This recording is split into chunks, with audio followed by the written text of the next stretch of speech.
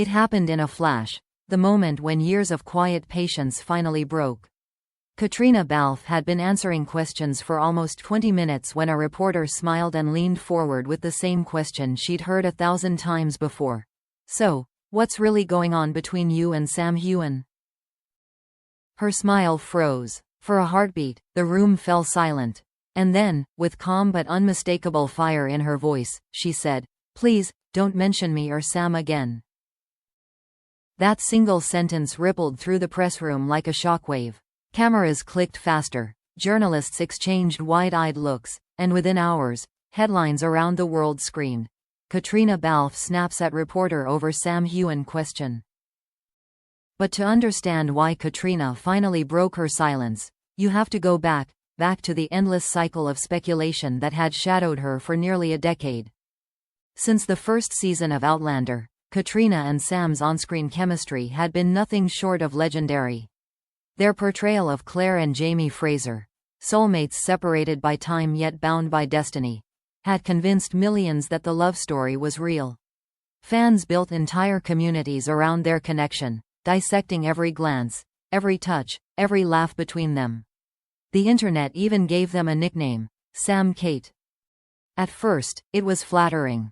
"People loved our bond," Caitríona once said. "We had no idea it would become so intense." But what began as admiration soon turned into obsession. Every time she posted a photo with her husband, Tony McGill, some fans would flood the comments with disbelief. "That's just a cover-up. We all know she belongs with Sam. Poor Tony." For years, Caitríona handled it with grace. She smiled through interviews, deflected questions with humor, and focused on her craft. But behind closed doors, the strain began to show. She was tired, a close friend shared. Every interview turned into a battle to protect her personal life. Tony McGill, a quiet and private man, had always respected his wife's fame. He understood the love fans had for Outlander, but even he couldn't ignore how intrusive it had become. The constant comparisons to Sam, the insinuations that their marriage was a facade, it hurt. "He's proud of her," the friend added.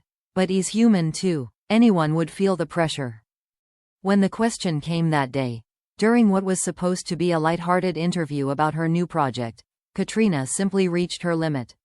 The reporter's tone was playful, but the implication was not. The cameras captured the exact moment she took a deep breath, straightened her back, and replied with that now infamous line, "Don't mention me or Sam again." It wasn't anger. It was exhaustion. Within hours, social media erupted. Clips of the interview spread like wildfire, gaining millions of views. Some fans defended her, saying she had every right to draw a boundary. Others accused her of turning her back on the fandom. Memes, reaction videos, and think pieces filled the internet.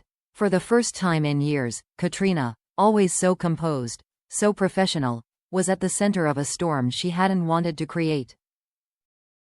Meanwhile, Tony McGill was reportedly shocked but understanding. According to insiders, he hadn't known how much the questions had been eating at her. "He saw it all over her face when she came home," said one source. "She wasn't angry, she was drained." What most people didn't realize was how much restraint it took for Caitríona to hold back for so long. Being constantly tied to her co-star had begun to feel like a cage. Every time she tried to celebrate a personal achievement, someone would bring it back to Sam. Every heartfelt thank you speech, every red carpet appearance, somehow, his name would find its way into the story. She adored Sam. That was undeniable. They had built something rare. A friendship forged through years of trust, laughter, and emotional vulnerability. But to the world, that wasn't enough. People demanded romance, scandal, something to feed the fantasy. That night, when Caitríona's words became global headlines, she stayed quiet. No follow-up statement, no apology. Just silence. But those close to her knew, it wasn't the end of a friendship. It was a cry for space, for respect, for a return to normalcy. Because the truth was simple. Caitríona wasn't angry at Sam. She was angry at the noise around them. The endless speculation that reduced two talented actors to a rumor that refused to die. And yet, the world couldn't stop talking. What would Sam say? How would Tony react? Had something finally snapped behind the scenes of one of Hollywood's most admired friendships? No one knew it then, but what came next would reveal more about love, loyalty, and boundaries than anyone expected. In the days that followed Caitriona's outburst, the world seemed to hold its breath. Clips of her firm words, "Don't mention me or Sam again," dominated timelines, TV segments, and entertainment blogs. Everyone wanted a reaction. From Sam, from Tony, from anyone close enough to give the story more fuel. But behind closed doors, the reality was far less dramatic than the headlines made it seem. It wasn't rage that had driven Caitriona to speak out. It was weariness. Years of carrying the same weight finally setting her shoulders down. Tony McGill was the first to see her that evening. He found her sitting quietly at the kitchen table, still in her event clothes, her phone face down beside a cold cup of tea. She looked up at him, her expression calm but drained. "I didn't mean to make a scene," she said softly. Tony shook his head. "You didn't," he replied. "You just told the truth." He had always known this moment would come. For years, he had watched his wife endure endless speculation, her name entwined with another man's as if her real life didn't matter. He admired Sam, respected him, even, but the constant intrusion had chipped away at their peace. Now, seeing Caitriona finally draw a line, he felt something unexpected: relief. Sam Heughan, halfway across the world filming a new project, saw the clip like everyone else. His phone exploded with messages, links, screenshots, questions from reporters. But instead of panic, he felt a quiet understanding. He knew exactly why she'd said it. Within hours, he posted a message on social media, not defensive, not dramatic, just thoughtful. "Please remember that behind the stories are real people. Caitríona is one of the most talented, genuine, and loyal people I know. Let's always choose respect." That post changed the tone of the entire conversation. Fans who had been quick to speculate now paused. Many began sharing messages of support under the hashtag #RespectCaitriona, acknowledging how relentless the speculation had become. Others reflected on how easily admiration can turn into invasion. For the first time in years, the conversation shifted from gossip to empathy. Behind the scenes, Caitriona and Sam spoke privately. According to insiders, their call was short but warm. "Are you okay?" he asked. "I just had to say it," she replied. "I know," he said with a quiet laugh. It was about time. Their friendship, built over a decade of trust and shared history, didn't falter. If anything, the moment strengthened it.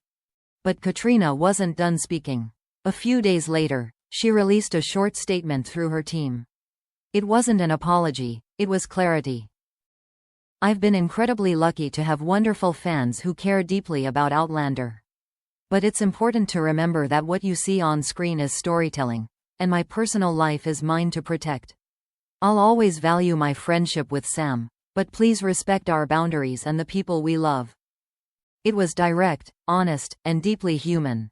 For the first time, Caitriona didn't sound like an actress managing a PR storm. She sounded like a woman reclaiming her peace. Tony, ever the private man, stood quietly by her side during those tense days. They were photographed walking hand in hand through the streets of London. No comments, no forced smiles, just quiet solidarity. The tabloids called it damage control, but those who knew them could see it was something far simpler: understanding. Meanwhile, fans began to reflect on how much pressure celebrity relationships endure. The internet filled with posts about parasocial attachment and how easily people forget the line between fiction and real life. "It's not love we demand," one fan wrote, "it's control, and that's not fair to anyone." In the weeks that followed, Caitriona returned to work. The questions about her personal life gradually faded, replaced by discussions of her performances and her activism. When she appeared at a new event, reporters noticed a difference. She seemed lighter, freer. Perhaps it was because she had finally said what needed to be said. Sam, too, continued to show unwavering support. At a later convention, when asked about his bond with Caitriona, he smiled gently and said, "She's one of my favorite people in the world. Always will be." It wasn't romantic, it was real. The kind of friendship that doesn't need to be explained. Looking back, Caitríona's outburst became more than a headline. It was a turning point. A reminder that even the calmest souls have limits, and that setting boundaries is not a sign of weakness but strength. In one interview months later, when asked about that viral moment, she smiled. "I think sometimes you have to remind people you're not a character, you're a person. And people deserve respect." She didn't raise her voice. She didn't need to. The world had already heard her loud and clear. And Tony? He just smiled when asked if he was surprised. "Not at all," he said. "That's Caitríona. When she loves, she protects. And that's exactly what she did." It wasn't an explosion. It was liberation. The sound of a woman finally taking back her story.